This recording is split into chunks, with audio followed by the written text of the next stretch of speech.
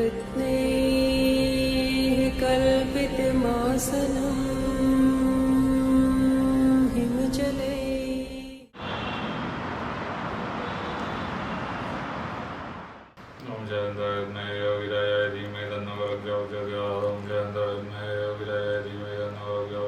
So I'm Shakul and I'm 35 years old, and I was born in Delhi, capital of India, and I did my schooling from Delhi and I did my college from Delhi, and I'm working in Delhi. So all my life I have been in Delhi.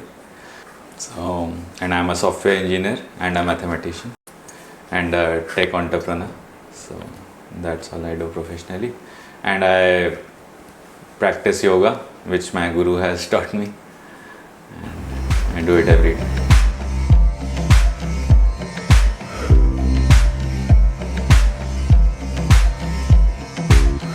Very simple hobbies like everyone else: reading books and watching movies and riding bike. I have a Royal Enfield and I love riding on it, but I don't travel too far. I have traveled till Rishikesh, but I like to travel in my city around my home. I found this, like, I used to go to my office on my bike and I was doing something. Then the time, like when the office was over, I was coming back. So while coming back, the problems which I was facing in the office, all those were solved on the half hour, 1 hour path from office to home. So this happened for one day, second day, third day. Then I realized that all the problems are being solved when I am riding my bike. So whenever I am having some confusion, I take my bike out, I ride it, and somehow I get the solution.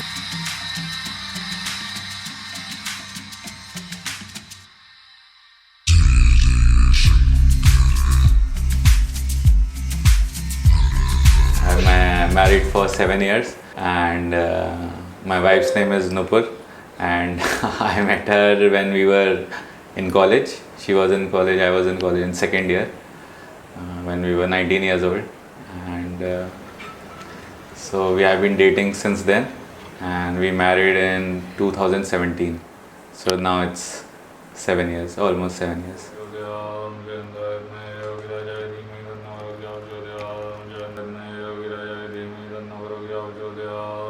I would say I found it like it is magically. Like there was no way I would have found it. But somehow I read a book called Aghora at the Left Hand of God, and there was a character in it, Vimlanand, and I was very impressed by that character. So I was always reading about him. So anything I would get my hands on, I was reading about him. So I was searching on him on Google, and I found an article where some person was talking about him. But I used to respect Vimlanand a lot. And that person was talking about Vimlanand that he is on a middle level spiritually.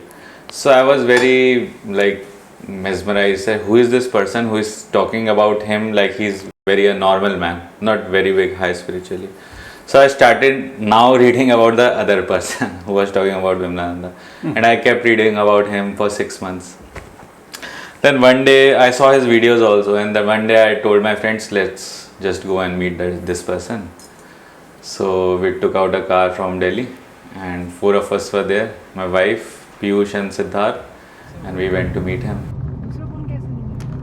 दूसरा phone छोड़ा ही घर पे, तो Paytm कैसे होगा? And he said yes to meeting, and the moment I saw him, like I saw orange light coming out of him. It was my first impression of him.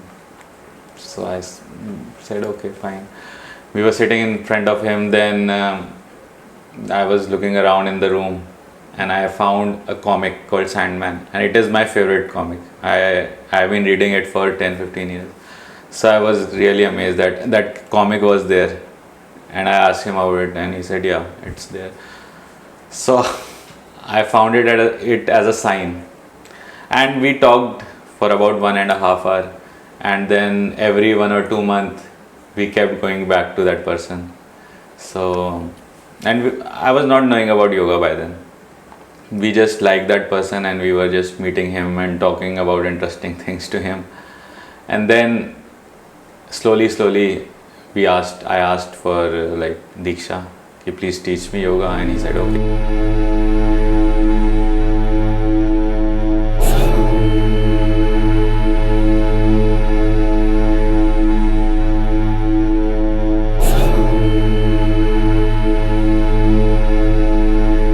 was not knowing what is Kriya Yoga or what is yoga. Okay. I had no clue. But I liked that person. Then I came to know, okay, he teaches yoga. Then I said, okay. Like life has become really mysterious after I got my Diksha. The first thing I just now remembered is I got my Diksha on 7th February. And every year on 7th February something magical happens. Every year I get some kind of gift or some kind of proof of presence that this day is special. And that day wasn't special before that, but after Diksha something special is happening on that day. Just now I remembered this. And one more thing, I will say it's some slightly mystical experience. So whenever I am feeling tired or I am feeling lazy, then I am feeling this on my body. Wow. And I am sleeping and I am thinking, oh, I have to do yoga, and someone pulls my leg and say, okay, do yoga. No, he doesn't say anything. I just feel on the touch. And sometimes when I'm doing yoga and I'm like lazy, so someone touches me and puts my back straight. He do it correctly.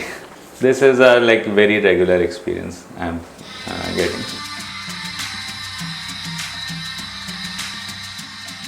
Like this happened before initiation, one of this, and these are just practical advantages or just practical experiences.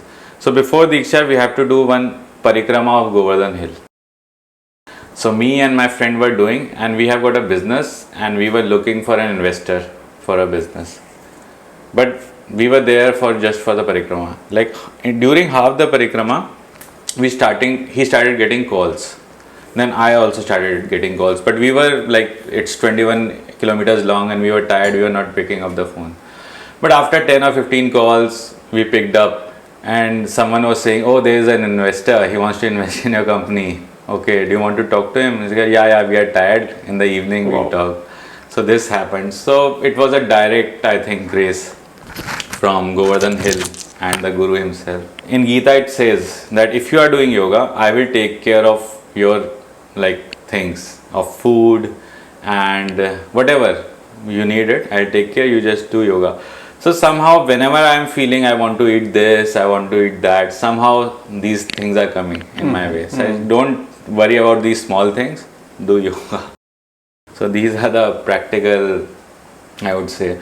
Once we were looking for, our business needs some money and we were just talking about it, and the bank itself called us and he said, do you want, we are offering something. So everything is coming in the form of offering, like we are offering, but it is coming at the time we need it. So these are not mystical experience exactly, but practically these things are happening, and these started happening after initiation. One more thing, now I am remembering so many things.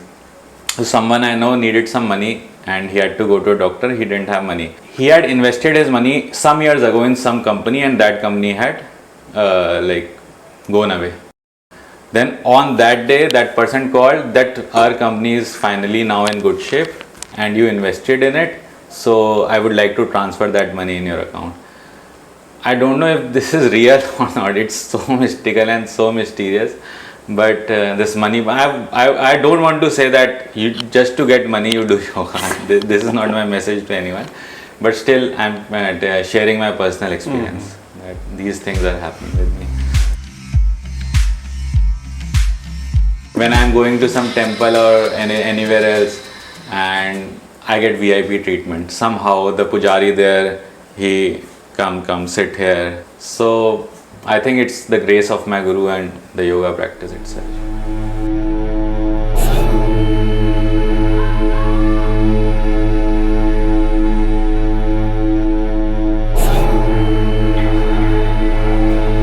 I don't know if I am qualified enough to comment on other spiritual practices, but I would say I have spent years on studying all the spiritual practices. And I have read a lot of books on every practice, I think, and I have met many gurus throughout India, many saints also. So, but still I don't think I am qualified enough. Still I'll share what I think is. So somehow Swami Vivekananda was the first one who tried to classify it into some subgroups: Bhakti Yoga, Kriya Yoga, Karma Yoga, Jnana Yoga. The path of bhakti you can't choose. If it comes to you, you can do bhakti. The path of jnana, it also you can't choose. If it comes to you, then you can do. Only the Kriya Yoga part that you can use. That is the thing. If you are in a position where you have to choose, then there is no other path, there is just one path.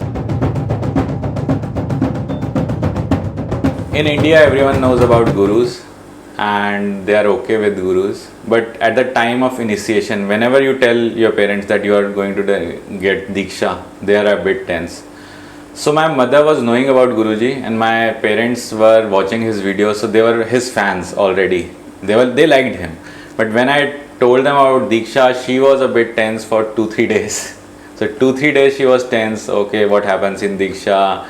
Will you leave your wife? What will you do? Will you leave your home? What is happening? And she talked to her sister and some other person, what is this happening? But I said, no, this is a yogic Diksha for householders. So you don't have, but it doesn't matter even if I am saying this. She was tense, but that remained for 2-3 days. I got my Diksha and now it has been 3 years I am doing, so she is fine now. I met my guru and my wife was with me at that time. So me and her met him at the same time. But I took Diksha and she didn't take it. Okay. But after how long is she? 8 months, yeah. 8 months. 8 months she experienced fear of missing out, FOMO. Mm-hmm. So she said, okay, he is doing something and I am not doing it.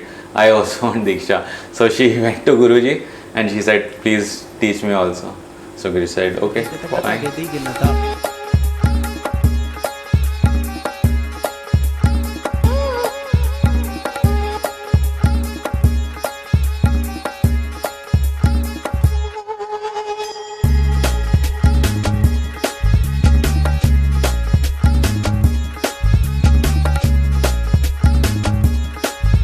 What my guru suggested me is that you keep your practice primary and you set everything around here. So you fix. So one thing you fix in the day. What I do is I fix my yoga time, and rest of the things I keep on managing. So somehow after the practice, my mind has developed, I think. So I am doing everything very fast. So earlier I used to do 8 hours of work. Now I can do the same thing in 6 hours. And so reading books is also very fast now. So I think because of the time which yoga practice takes, somehow you become more intelligent and then you can do things faster, other things. So you can take out time from those things.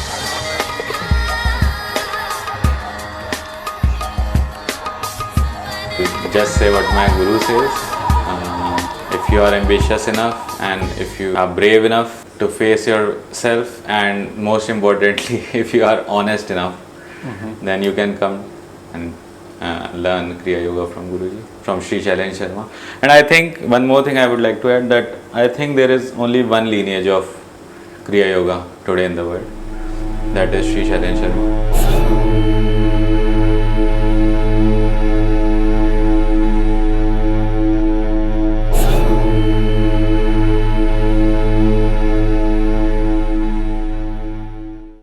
So just read his books and come to him, ask for Diksha. That's the only